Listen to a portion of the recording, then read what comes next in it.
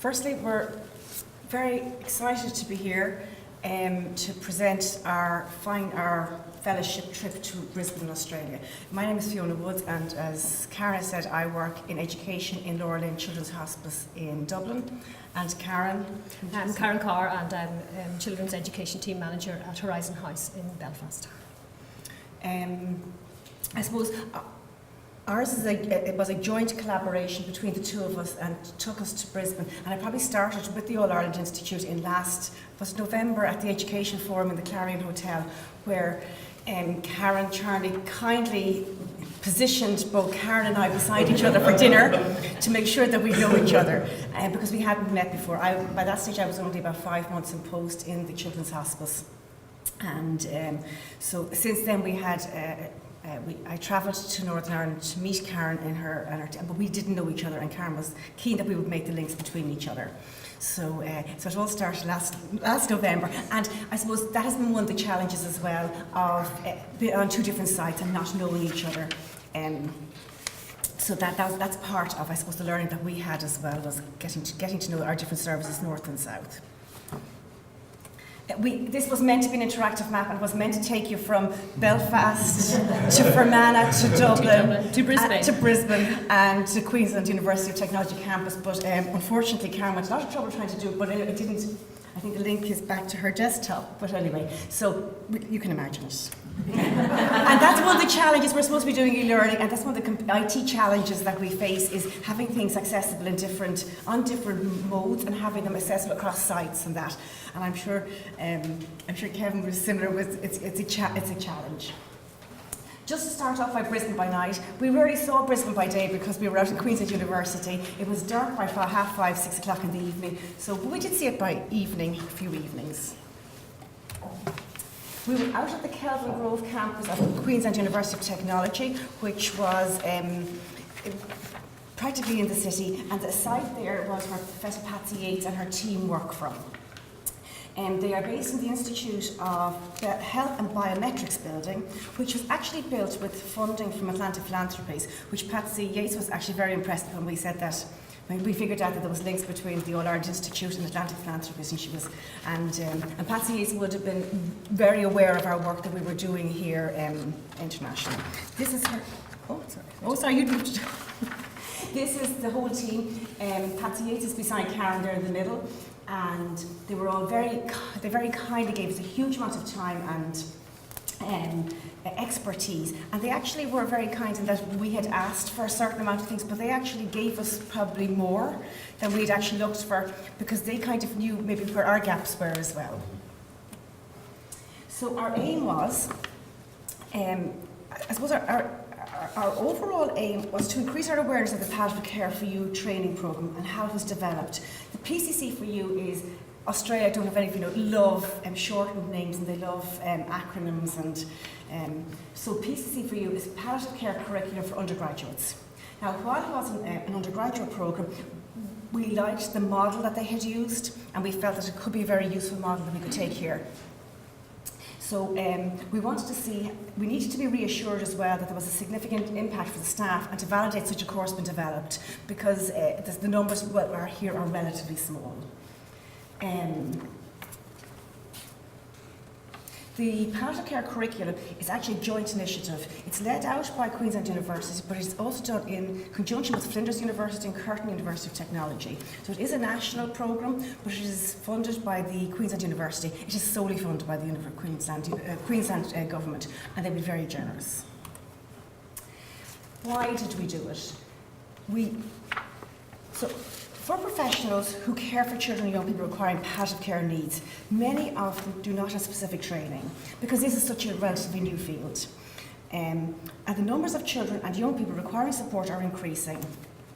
And at the moment in the Republic, and I'm not sure the numbers in Northern Ireland, it's up to 4,000 children have life-limiting conditions in the country. So the number of professionals is actually quite significant. So addressing the palliative care, specifically the children's palliative care at undergraduate level, has commenced, and that is absolutely really valuable at the universities. And it's starting out at the medical, for the nursing, and for the allied health professionals. However, that doesn't really address the ongoing continuing professional development need of the staff that we work with. These staff are quite often have skills gaps, and they really, really need it, because quite often it is those senior staff that we call upon to care for these children, because these children have complex needs and they have not had training, and this is a new way of thinking for them. We searched worldwide for what other programs are out there, and there are other programs out there, but there were relatively few at level 1 and level 2. And why we're focusing maybe perhaps more on the level 1 and level 2 is because the vast majority of these children live for many years, and it's at level 1 and level 2 that they require the longest they spend the longest time there. I suppose the recent publication of the Palliative Care Competence Framework by the HSE here, and there's a similar one from Northern Ireland, clearly identified the specific competencies that were required for each health and social care discipline. And these are really helpful to educators to support and plan the development.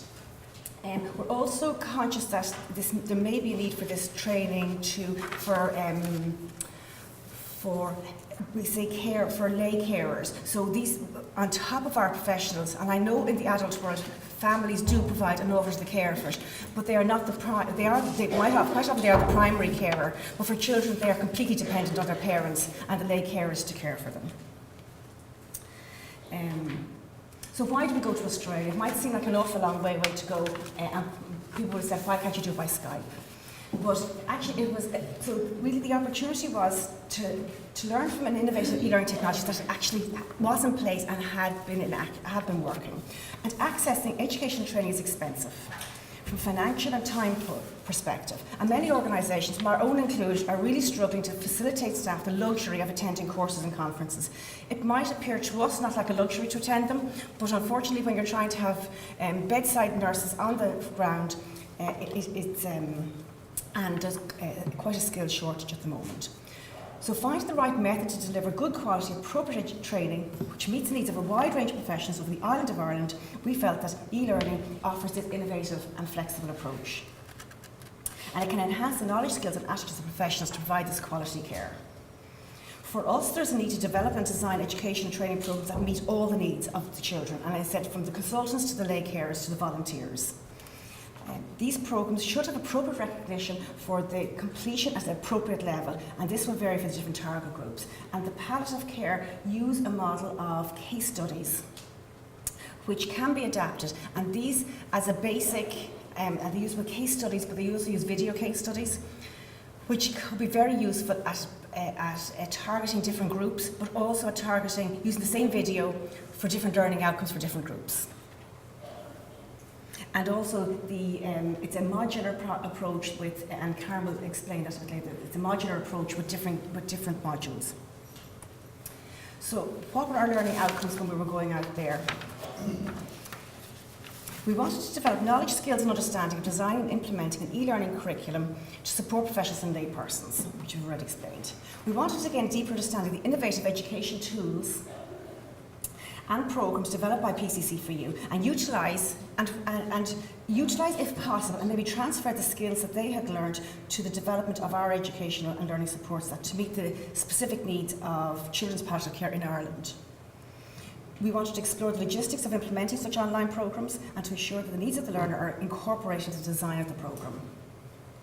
And finally, one of the other key learning outcomes was to work collaboratively between children's hospitals in Northern Ireland and Ireland to develop resources of support professionals across the island of Ireland, and also for Karen and I to get to know each other, to understand the systems that we both work in. While they are similar, they are actually very different funding model streams, and I suppose as Lorraine is a much newer service, Karen wouldn't have been that aware of how we were working, so it was to get to know each other on that level.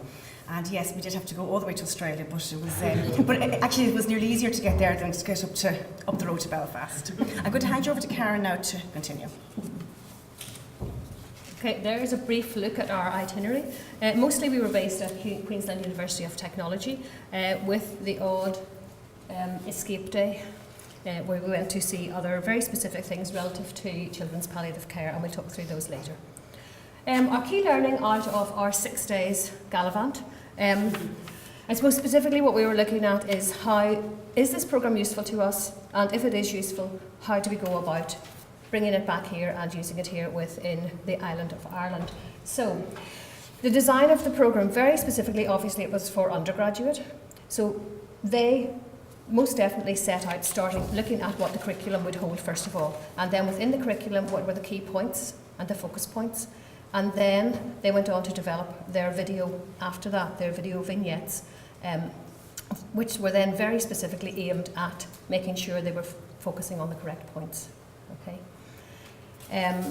So really, really important. Obviously the content of the programme, we all know about that, we're all working within education.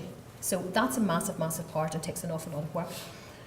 But the thing that really set it apart from a lot of other aspects of online training that we were looking at was the fact of the video. And the video that we saw from the children's perspective was a really, really good one. And you could see from a person who has a lot of experience it was useful, and from somebody who would have no experience or very little experience how useful it would be too.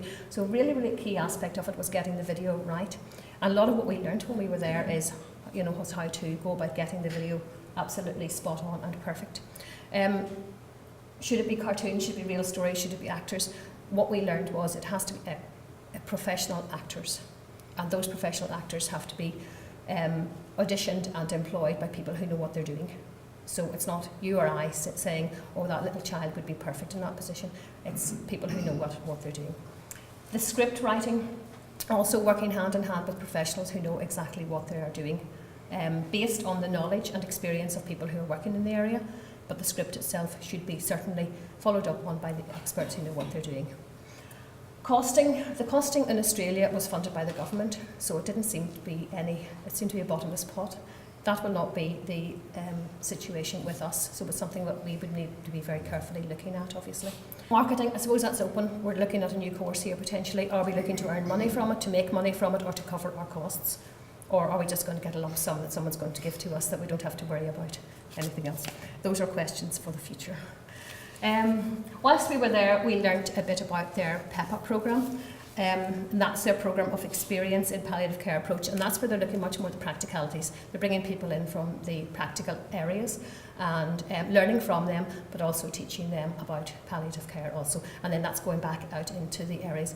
Australia is vast. I don't think anybody could comprehend until they see, when you're flying in an aeroplane, that nearly half of your journey is flying actually over the island of Australia, whilst you try and get to your next nearest point that you stop at. Okay, so, and I'll follow through. We attended the research conference.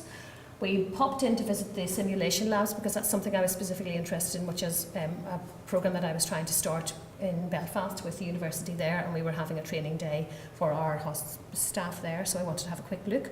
And we also developed our links with Hummingbird House, the newly developing hospice in Brisbane, and Bear Cottage, Sydney. So we'll have a few photographs to show you now.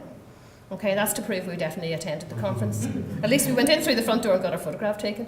No, we did. And actually that was a really useful experience in learning about their Indigenous people within Australia, because to be quite honest, a lot of the time we're dealing with people in education. On the whole, you're looking at people, your white middle class person who is within education. So to try and get a view of what is happening really within the country, it was really, really useful. This is the simulation labs, so very, very similar, but on a greater scale, I suppose, to what I'm used to in Belfast anyway. I'm not sure what's happening here in Dublin, but that was quite useful too. And we're trying to find out, are they bringing trained staff in, or is it just undergraduate there as well? And I think they're just like us, and they're trying to bring it back into the workforce too. It started off with an undergraduate and is working its way back into the main workforce. Hummingbird House Children's Hospice in Brisbane is just being developed. And basically we saw the building ground and the first soil being cut by the JCBs there. So that's what we saw whilst we were there. And we met the people who are developing it. One nurse, one manager, husband and wife, and they're trying to get it off the ground. So it's a big project there. It's hard to believe that an area as vast as Queensland doesn't have any children's hospice. And this is Bear Cottage, which is where we went to in Sydney, which is actually in Manly Island. It's called Manly. It's just off the coast of Sydney, I suppose you would say. And you can get there by road, so it's not really an island.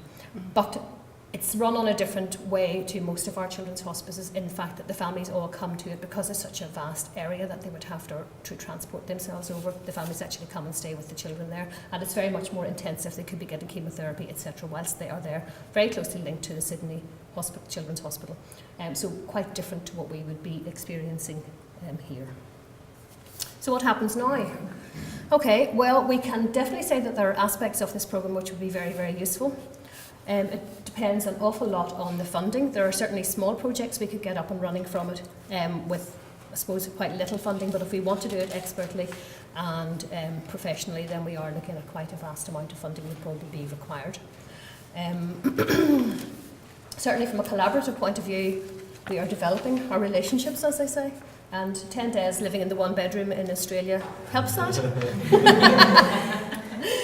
So that has certainly worked well from there. Let me just make sure I don't forget anything. I mean, we all know that education and training has to evolve to meet the needs of the children and the families. So there's a lot of potential out there. Our next move, I suppose, if we know that there is funding potentially going to be available, will be to develop a business plan and a project plan to see where we go from here. There are elements potentially of finances available around and about.